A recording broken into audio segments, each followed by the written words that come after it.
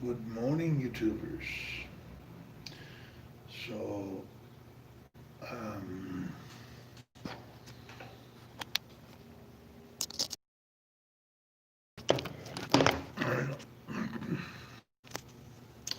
this over here, like this. So, yesterday we went to the Tianguis to sell the biggest Tianguis in all of Mexico City, by the way. The largest grouping of Mexico City. Most of the merchandise there is like stolen car parts and you know um, a lot of it's just junk that people take out of their homes and try to sell. It's but yeah, it's the largest and most in Mexico, including larger than Tepito, which is the center, which is like the big congregation and of a lot more fame. Um, we sold, we sold stuff. I mean, a couple of incenses and a couple of soaps. So there's a market there. There's business to be made there. We didn't make money. We lost money again. We spent too much. We spent too much on, junk food and stuff like that. So not junk food, Chinese rolls and stuff like that, which is okay because I consider it a curve. We set up the camp. We set up the the tent. We set up the table to be real vendors. And that's what it was really all about, to get that energy, some financial independence from me, which is my goal. My goal right now is to make sure that these kids have a way to feed their own business. And Raza did great with some guy that was, bullying her, which I didn't approve of. But otherwise, she did fantastic. And Nanda, well, he's helped us set up and he's helped us put the stuff down, but that was it. That was his role. He didn't want to. And the Tianguis, so I said, if you want to be here, go home. It makes sense for you to be doing something you want to be doing. It's not like I'm forcing him to do anything. Um,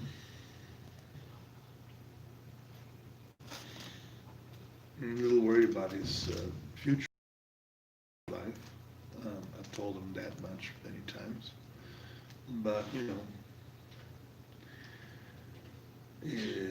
folks have to make their own destinies the way they know how. And I just want to make sure I give him the tools to do it. That's kind of the job I have right now, is to make sure he's got the tools to do all that. And the Tianguis is really for them. I've done Tianguis. I'm working right now for rent a car. So there's no need for me to do all that. I make more money on a daily basis with my salary than in the Tianguis where I lose money. But they don't have jobs. So I want to make sure that they know how to create money even though they don't have jobs. And that is the creating money part of it is just being persistent. Being persistent and being what the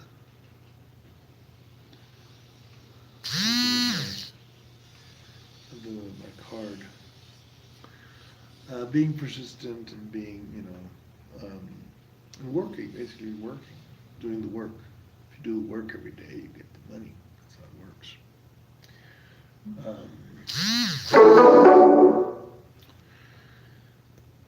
Yeah, it's what else? It's this little blog, I guess, of what we're doing now. Gives me clarity because it forces me to think what I'm doing. It forces me to meditate. It's like a meditation.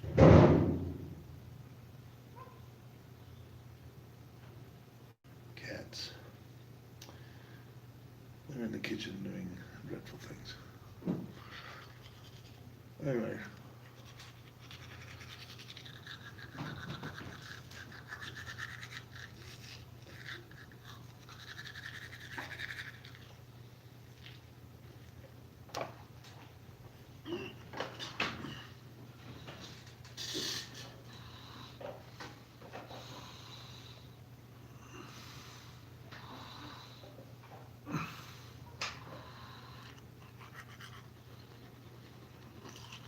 I'm doing my computer's very slow, so I'm doing a virus check.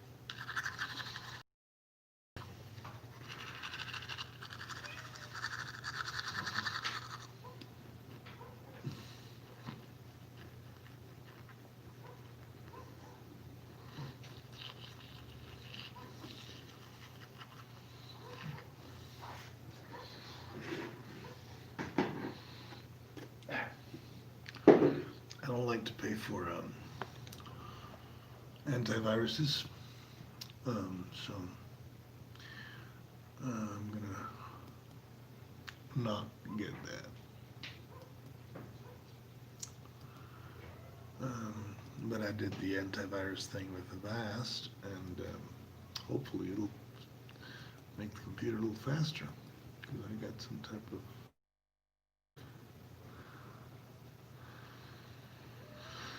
I got some type of problem with this computer. It's too slow and it freezes, and also my laptop. But the laptop is logical because I, spend way too much time on the deep web. But the other one should be fine. And it's not. So infections are dreadful things. Been thinking, that's one of my pet peeves. We got Twitter, we got Facebook, we got Google Chat, we got 4chan, all these social networks, right? In truth, in absolute truth, there should be one social network. One, and it should be the computer itself, it should be the internet. It should say, internet, connect me to Tony Brewster. Boom, Tony should be right there. Because really what it's about is about human interaction and connection. And the social networks, instead of permitting a greater flow of human interaction and connections, they detain it, they stop it. By selecting the people for you. It's kind of like a trap. It's a trap. It's a trap. The computer is an interactive tool meant to give us a connection to people. I mean, I have two computers. Well, I have two computers, four computers. I got this one from AVG, which is the Telvista computer, which I worked in. That's like totally separate. It's got all types of, security protocols to be able to open. Then I got this thing that is mom's computer, where she contacted the Ethiopians or Nigerians, I think it was Nigerians, the Nigerians that killed her by pretending to be a military general from the United States. She really fell for it. So I have this computer, right? And this computer is kind of like the family computer. Drasa uses it, I use it, Nanda doesn't use it, Nanda's got his own laptop, but nobody touches his laptop. And then I got the one that Manuel gave Rasa to work, which I took because Rasa took my cell phone, which is this one here. The one my dad gave me to work. I don't like these things. I like a big screen, I like a keyboard. I like more interactive movement with my devices, right? So it was a fair change for me. It was more than fair. That computer is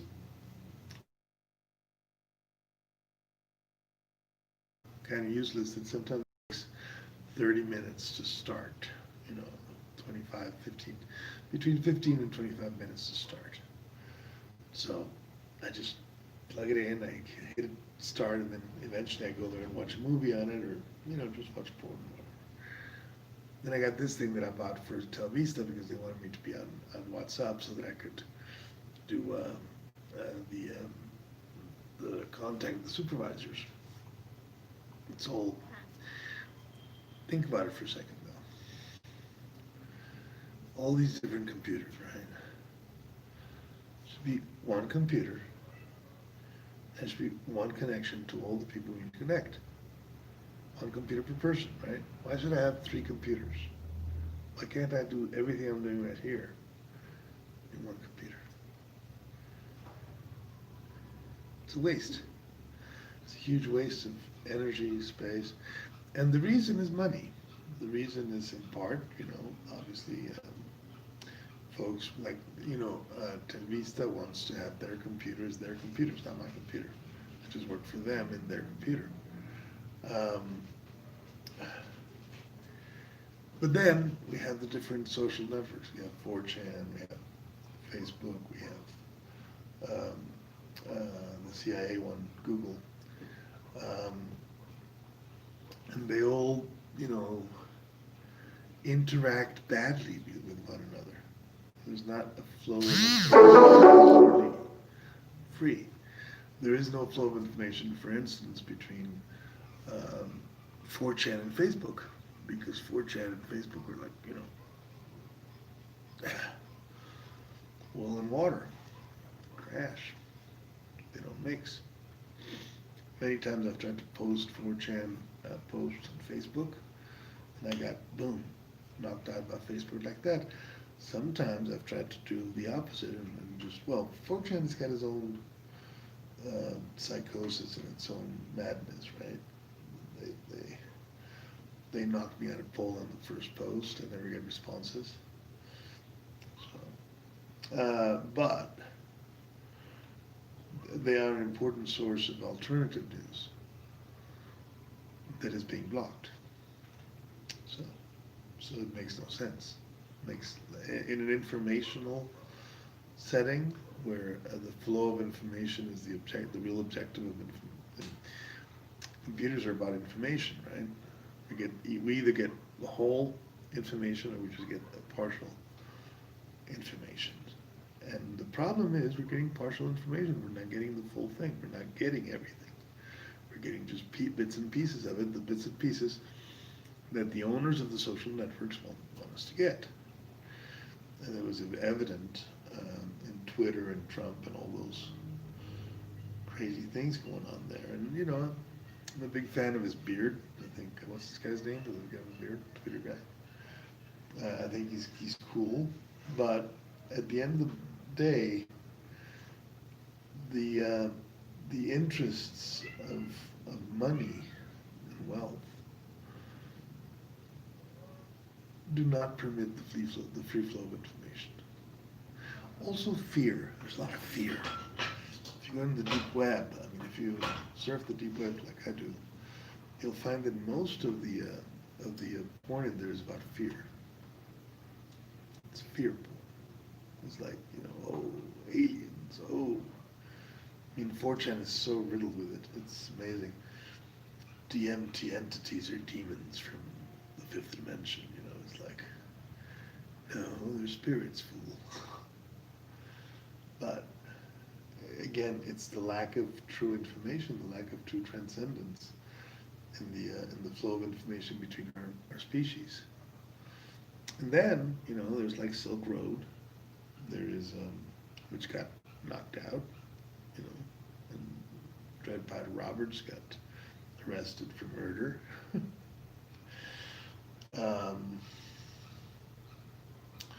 There is Alibaba. Alibaba is definitely Chinese market, Chinese controlled market. The whole schism between East and West. Most of the deep web that I serve is Russian. There's a lot of Russian sites that pop up in my searches. Not surprisingly, right? If the FBI controls if the FBI controls Facebook and the CIA controls Google, it is not a surprising thing that the deep web is going to be controlled by the Russians, right? And the Russians are not even communists anymore, they're more mafia. Just pure mafia, it's just pure interest from the mob. But they have information that the FBI and the CIA are not going to permit ordinary people to surf. That's why they make it legal. This makes sense. And they always do it in some, lofty purpose, like, oh, you shouldn't surf this because the children. No. Don't be deceived. Censorship is about control. Censorship ultimately deals with control. What you can and cannot see on the screen. If you don't get that little lesson from the Ministry of Propaganda of the high-ranking Nazis, Goebbels. If you don't get that little lesson from Joseph Goebbels of the control of information and the flow of information for the interests of the race, then you're not getting the whole picture. And oddly enough, the whole race is a human race. I wrote on top of my wall there, ein Volk, one people.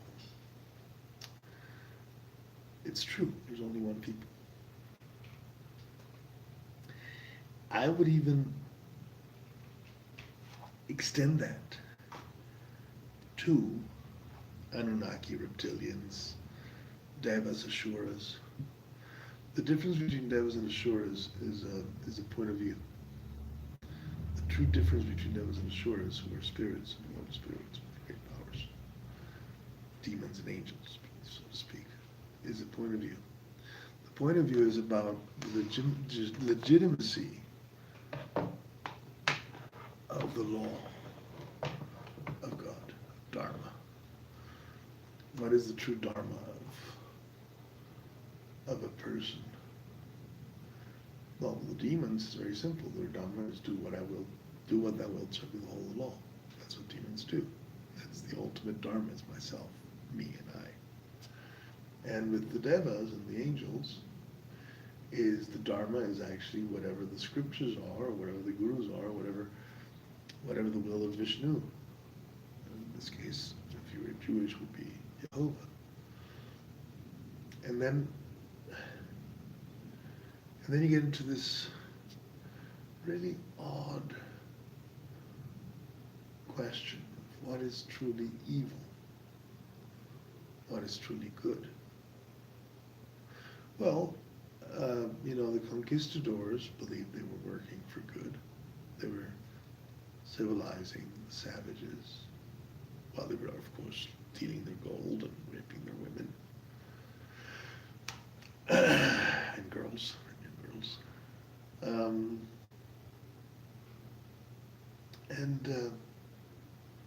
The social media, the social justice warriors are exactly thinking that too.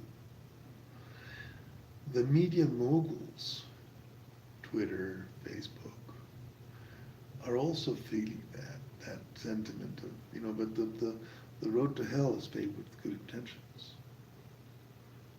The road to hell is paved with good intentions.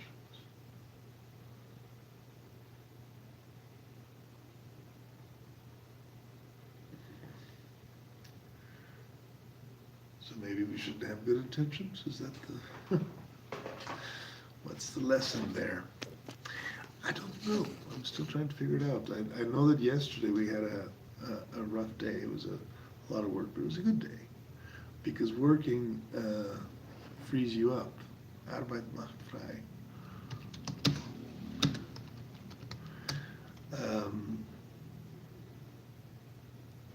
I had a gentleman, a National Socialist, finally accepted to say what he was. Which is always funny when they're kind of like darker skinned National Socialists. It's like, okay, But they're National Socialists, so you have to take them serious. You have to, analyze what they're saying because they're saying something. So we had a conversation, and the conversation was actually brilliant.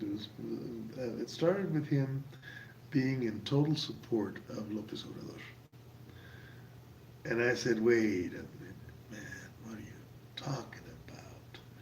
He's doing the Maya train, which is going to just blast through the entire jungle, the most marvelous lung in Mexico, and he's going to just dive a stake right to the lung of Mexico.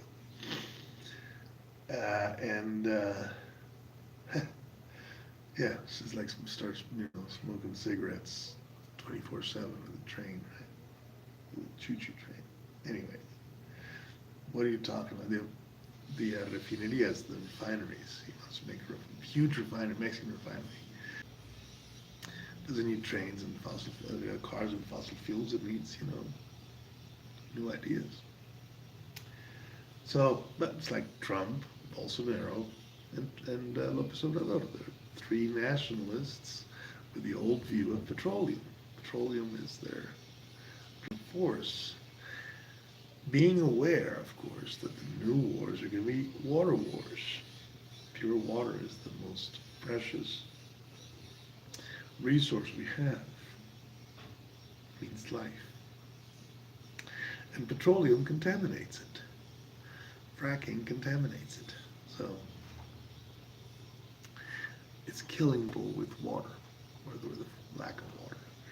You drive a stake through the Mayan jungle. You withdraw the purity of their water. You contaminate their water like they did here in Iztapalapa so well, and so well documented on top. And you can document every single decision made by the government that turned Iztapalapa into hell. This used to be all wildlands. It is not. This type of land doesn't serve anybody. These people are not healthy, right? So we had that conversation, and he was actually, good morning. Jeepers. We had that conversation, and eventually the conversation boiled down to the prominent conspiracy theories that we have today, which is, of course, coronavirus and the Chinese in China. And of course, he was one of those folks who believed that China is responsible for the coronavirus because, well, Trump, Bolsonaro, and Lopez Obrador, evidently one part of a dual nationalist versus globalist type of thought. So I took him down that rabbit hole, and we talked deeper into, well, it is evident that we are all one human race, that we're all in this together, that we're all in one world, we all share the same world, and we all have to more or less accept that we're all human to survive. Which, by the way, some serious folks don't accept. The really true racists, you could call them racists if you want, don't believe the other races to be human. They're subhuman, which is, a valid point. But then I went deeper into the rabbit hole because the rabbit hole always gets deeper. If you start digging into the rabbit hole, it's just going to get deeper. It's not going to get lesser. So we were digging into the rabbit hole, and I asked him, well, if we're all human, and we're all one family, and we accept the idea of Adolf that there has to be one people with one leader, ein Volk, ein Führer, which is the principle of National Socialism, really. His people being Aryans. People that Adolf didn't care about other races. He wanted to take care of Aryans. That's what he did. And he worried about the whole world. But principally, he thought himself to to be leading his people, which are the Aryans, and he needed room for them, Levin's. So I said to him, well, if you're all one people, which is the fact, what race should be the one Führer, the one leader of the whole people? Which is the rabbit hole I haven't figured out yet, because let's be honest. Can we truly trust somebody that is genealogy so different from us that we have to trust that they have their best interest in mind for us, being totally different from them? Well, no, it makes no sense. Psychologically, it makes no sense. Genealogically, it doesn't make sense. You know, the Spanish didn't much care about what happened to the Mayans or the Aztecs. They were more than willing to destroy their entire civilization to put the cross and the sword instead, and rape their women by you know, on the way. So let's say that races are different, which I think could be proven. Who are you going to trust to be the world leader? White guy, black guy, yellow guy, brown guy.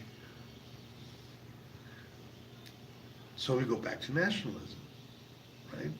And in nationalism, the sad truth is that it's all about land. Well, this is our land,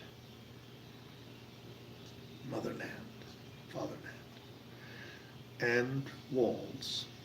You can't cross here because this is our land, and we don't want to look like you, we want to look like us. Which has certain merit, you know. If you look at it just from the neighborhood where you're in, you know, who do you want in your neighborhood? Who do you want to live next to? Usually rich people like to have rich people around them. Usually poor people want to be rich people. So poor people, rich people, brown people, white people, Jews, Christians, Hindus, Buddhists. So how do we resolve all these enormous questions? Ein Volk, ein Führer. I've always been of the opinion that smaller communities fare better than larger ones. The great states, the cities, are actually very toxic, and you can see it. You can physically see it. You can see the toxicity of my city by the amount of buildings and the lack of trees. There's 1, 2, 3, 4 trees over there, and look how many buildings. You know, and those buildings are basically caves. Not even caves, they're anthills. And the anthills do not produce anything useful for the ants. The ants have to gather resources from places where, you know, plant matter and animals live. Animals, trees, water. They need all that. So is my concept a kind of ecofascism? Small tribal communities living in land separated by land, defending their very peculiar homes.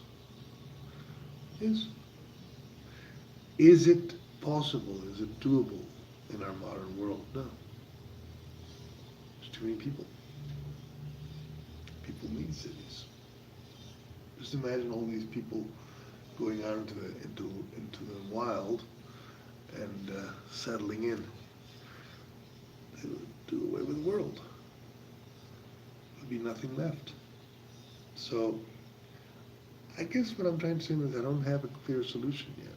I don't see yet how it can be done, other than probably what's coming, which is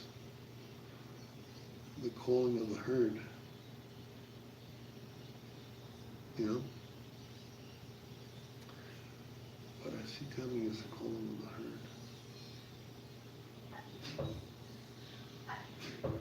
Salud. We'll see.